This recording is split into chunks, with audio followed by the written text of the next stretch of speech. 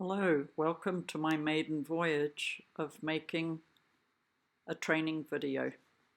This is Smokey. He is my rescue horse. He has had a relatively hard life before he came to me. And so it's been interesting to see if I can heal his past and make him a happy, useful horse.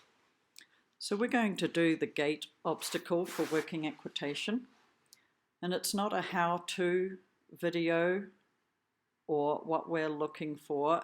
It is just a reflection on different attempts at doing the gait and what happens and why, for consideration in training.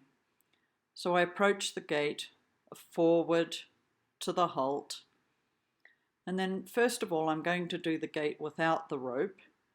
So I go to back him up. He's not warmed up. He says, "Oh, I don't know about moving my hind legs. I might have to tell you about how hard it is to rock my weight back and actually pick my hind feet up." And I go, "Okay, we'll just do what you can do." And then I just walk forward around the gate to the point where I have to back up again on the other side. And then I see if he'll stay in right bend and back a little bit over his right hind to the point where I would hang the gait up. And he does it, but it has a relative protection about it, that he has to do it in a way that he says, "This is the easiest way for me to do it right now within the parameters that you've offered me." So I leave, I give him a break, I give him a chance to think about that, and then I'll come back and I'll make a choice to do it again. And I want to do it this time gently, in an engaged way. That is, never trying to step the hindquarters out from in line with the front quarters. So I come in forward, up to the halt. Then I have to wait for him to settle into the right position. And he's like, "Oh, I'm not sure, I have to do a bit of therapy here. I have to have a few yawns and I think I'm going to be okay." And I wait for that to pass. And then I say, with my seat, "Can you come back a little bit better in the rhythm? Straighten to the forward, through the gate, up to the halt without disengaging the hind feet." Then see if he'll rock back over his right hind, stay in right position. And he says, "That is really hard, my right hind leg." And I just gently talk to him and say, "I think you can do it. You're all right. Good boy. You made it." So he has to yawn again. He has to go, maybe there was a little bit of an effort, a little bit of venturing into trusting a position that he might not think from his past life was a very fun place to be. So that was a relative effort. When he's warmed up, if I warm him up and he's all supple, then a lot of this stuff is not seen. So I've decided to do this without him warmed up, so you get to very clearly see him telling me which part of his body needs to be warmed up a little bit more. So again, now I'm going to come and do a disengaged version of the gait. I step the hind feet across, I disengage him to the halt. Then as I come here, I disengage the hind feet across to get him lined up to walk through the gate. As I walk through the gate, I stop the front feet and I disengage the hind feet over to make the halt on the other side, which makes it a little bit hard to keep the right bend. So he's in left bend and he backs a little bit with his hindquarters away from the gate.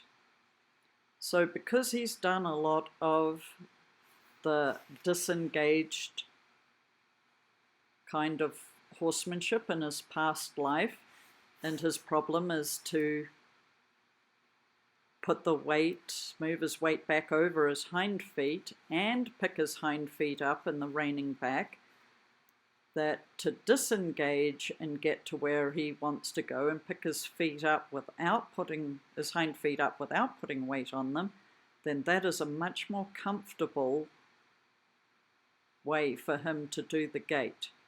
Mentally, he can do that because it's not causing him to have distress in his body to a place where he might feel compromised.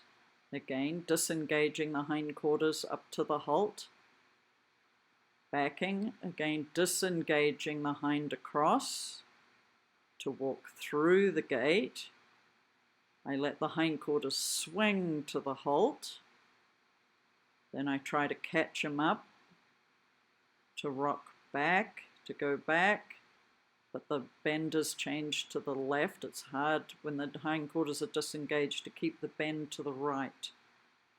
So 2 efforts of disengaged version of the gait, which is just a relative way to go through. When I watch the advanced level speed and I watch how fast they can do the gait, they never disengage the hind legs at all. It's always the whole horse moves as one. So this has made me realize that we can be more particular about the gentle engagement that we require doing the gait at the beginning levels, at the walk, and before we've really put a lot of collection on the horse. Again, I come to do an engaged version of the gait, keep stepping forward up to the halt.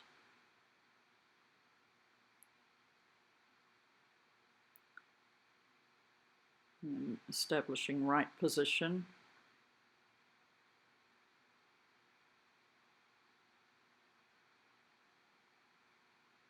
He went relatively straight there because I didn't really ask a lot of right position. I just didn't have left, but I didn't have a lot of right.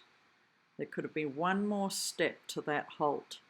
He could have stepped the right hind up. And he went back in the direction of the right hind, and then he went, oh, it's too hard, can I go over here? And I said, oh, no, maybe not. And he said, oh, okay. So he took the correction, which was great.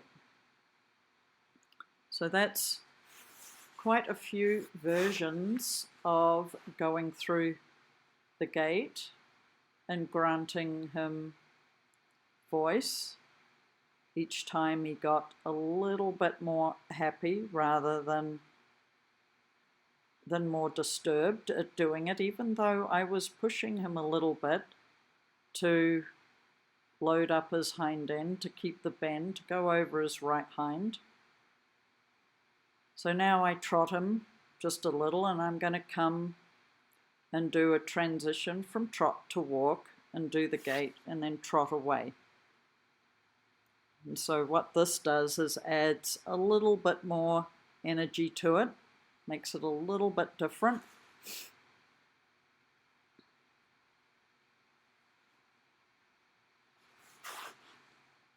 Straight approach, I choose a place to aim at the gait that I know with his relative suppleness or stiffness or that he can do a turn to the halt and stay forward, that it's not too tight that he has to disengage. Really stayed over his right hind fairly well there. It's through, still I could put one more step up to that halt. Lost the bend a little bit. It's hard to keep the bend and you got a little bit close. So every time is a bit different.